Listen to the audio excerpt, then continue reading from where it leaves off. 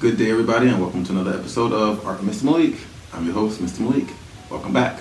So today's episode, we are going to go over comic books and graphic novels, and just touching base on, what these are, what they're about, and some of my favorites, and how I collect them. Ready? Come on down.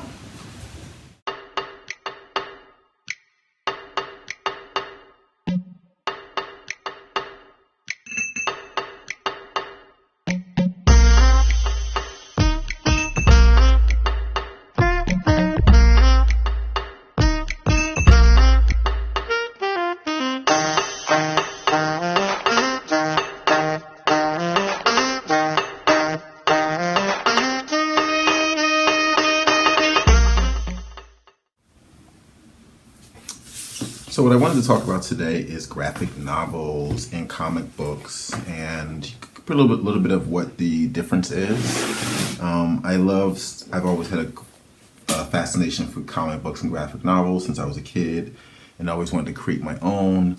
So I've kind of studied that a little bit. So here is like a very basic guide to how to create your own graphic novels and comic books, and it kind of goes through a step-by-step process of, what you would need, just kind of how to develop your story, how you can build your story up, and all that good stuff. And what to look for, the do's and don'ts.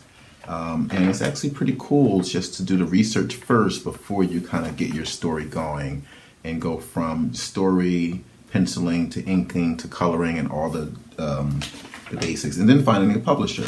So if you're interested in comics and graphic novels, I definitely encourage you to first kind of figure out a guide for yourself that would be good for you to do some research behind what is needed to create something like this.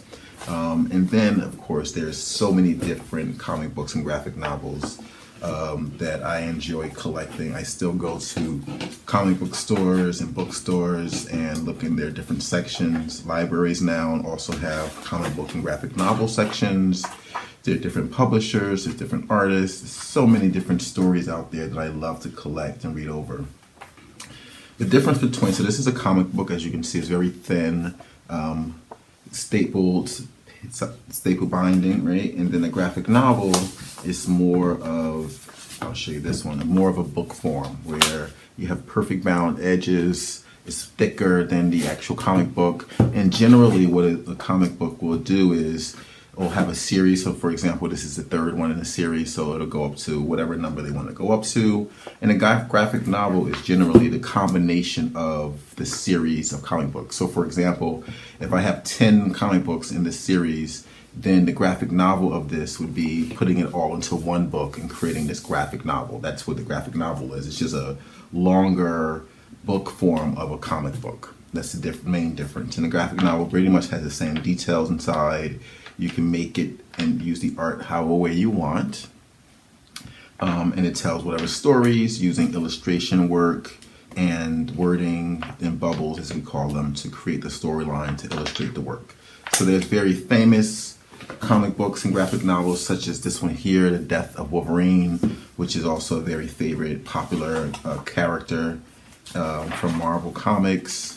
And it goes through his storyline of how Wolverine actually dies, and gives you some really good details and good artwork. I love this artwork. As you can see, the colors are so vibrant.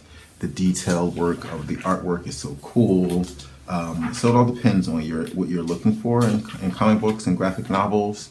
So you're gonna find your favorite ones that you usually would collect, because again, there's so many different varieties of artists and authors that write these.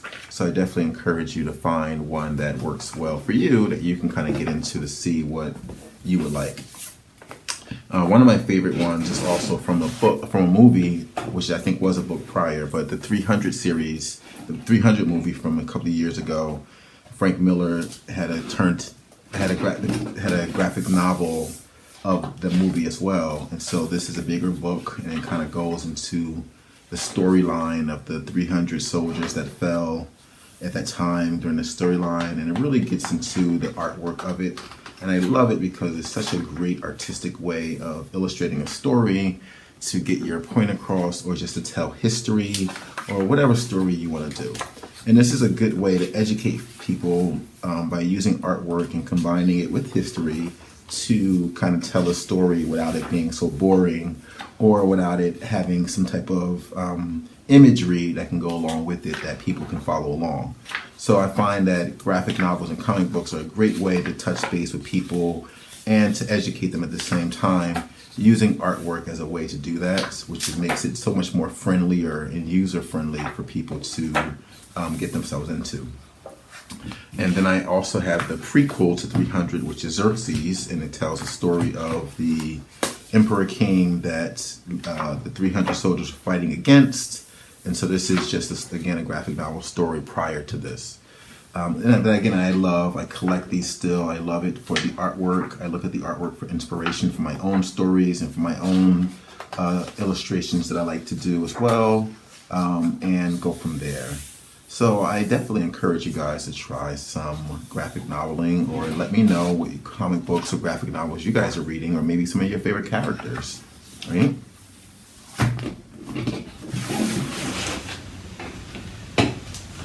So here we have it, some of my favorite graphic novels and comic books, and just the basic information on what those are and the difference between the two. And again, anything can be turned into a graphic novel or a comic book, depends on what your story is and what you want to tell.